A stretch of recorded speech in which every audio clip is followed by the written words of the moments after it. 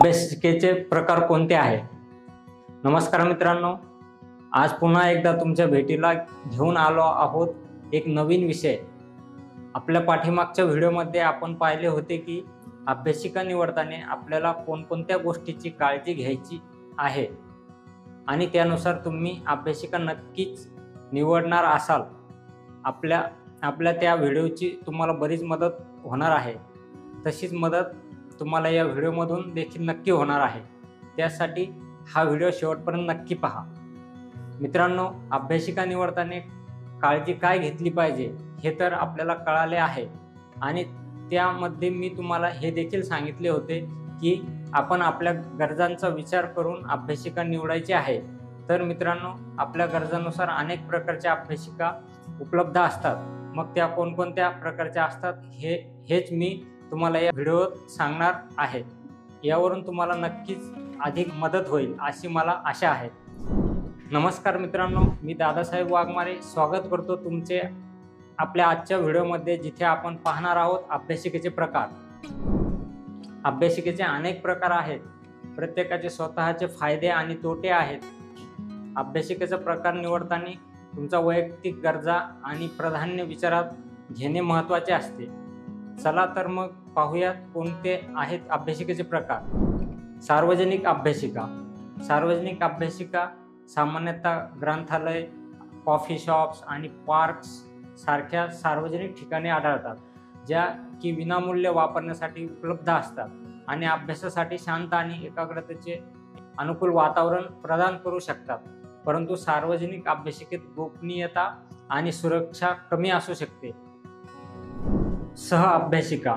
सह अभ्यासिका ही सामायिक जागा असते जिथे विद्यार्थी एकत्र येऊ शकतात आणि अभ्यास करू शकतात। हे सहसा खाजगी अभ्यासिकेपेक्षा कमी खर्चिक असते आणि इतर विद्यार्थ्यांशी भेटण्यासाठी आणि सहकार्य करण्यासाठी चांगली जागा मिळू शकते।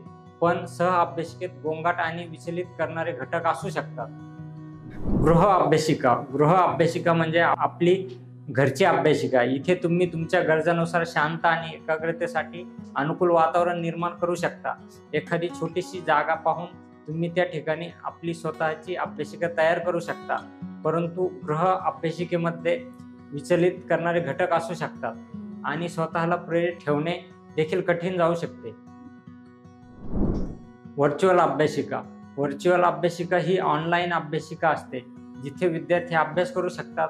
त्या सहसा विनामूल्य वापरण्यासाठी उपलब्ध असतात, परंतु व्हर्च्युअल अभ्यासिकेत गोपनीयता आणि सुरक्षा कमी असू शकते आणि विचलित करणारे घटक असू शकतात। खाजगी अभ्यासिका।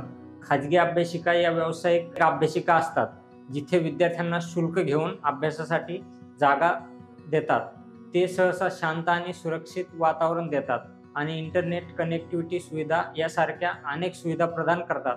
याचबरोबर बसण्याची उत्तम सुविधा, मुलींसाठी स्वतंत्र बैठक व्यवस्था यासारख्या सुविधा इथे असतात।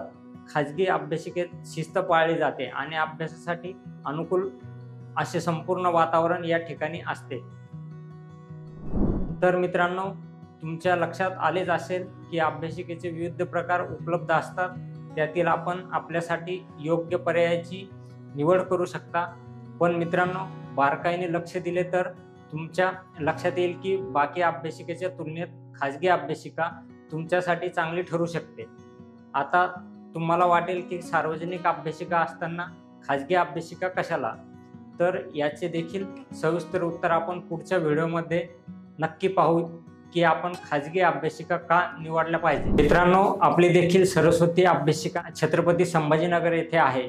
अतिशय शांत आणि अनुकूल वातावरण, इंटरनेट सुविधा, बसण्यासाठी उत्तम खुर्च्यांची सुविधा, इतकेच नाही तर मुलींसाठी बसण्याची स्वतंत्र व्यवस्था अशा अद्ययावत सुविधांनी युक्त अशी ही आपली अभ्यासिका आहे।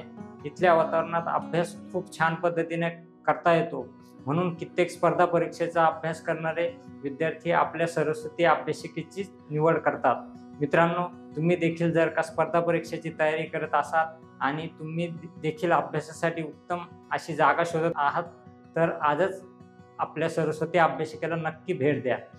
आपल्या अभ्यासिकेत तुम्हाला प्रवेश मिळणार आहे फक्त 999 रुपयापासून। तेव्हा आजच आमच्याशी नक्की संपर्क साधा. मित्रांनो, मी आशा करतो की तुम्हाला आजचा हा व्हिडिओ आवडला असेल. व्हिडिओ आवडला असेल तर लाईक करा आणि आपल्या त्या मित्रासोबत नक्की शेअर करा जे अभ्यासप्रेमी आहेत. सोबतच अशाच महत्त्वपूर्ण व्हिडिओसाठी चॅनलला सबस्क्राईब करायला विसरू नका. चला तर मग लवकरच भेटूया एका नवीन विषयासहित. तोपर्यंत अभ्यास करत राहा, प्रगती साधत राहा.